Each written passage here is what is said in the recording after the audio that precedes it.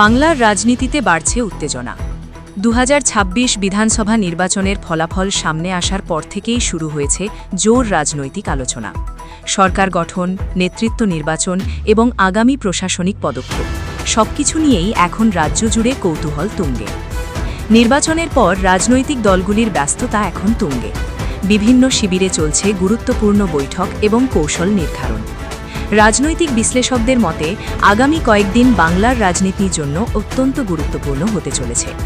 বিশেষ করে মুখ্যমন্ত্রী পদ থেকে মমতা বন্দ্যোপাধ্যায়ের ইস্তফা দিতে অস্বীকার করার পর রাজ্যপাল সিভি আনন্দ বোস যেভাবে বিধানসভা ভেঙে মন্ত্রিসভাকে বরখাস্ত করেছেন তা বাংলার ইতিহাসে এক নজিরবিহীন সাংবিধানিক সংকট তৈরি করেছে।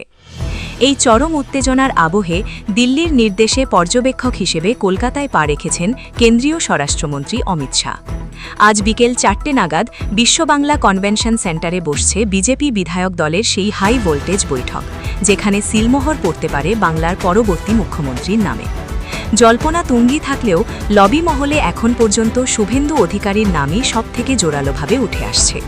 অন্যদিকে কাল অর্থাৎ 9 মে সকাল 11টায় ঐতিহাসিক ব্রিগেড প্যারেড গ্রাউন্ডে হতে চলেছে এক মহাজাগতিক শপথগ্রহণ অনুষ্ঠান।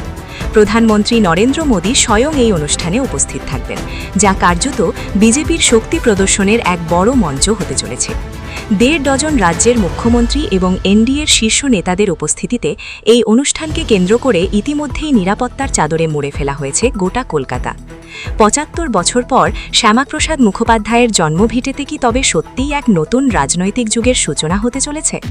বাংলার এই ঐতিহাসিক মোড়ে দাঁড়িয়ে আপনার রায় কি? কে হওয়া উচিত আগামীর মুখ্যমন্ত্রী? কমেন্ট বক্সে আপনার মতামত জানান।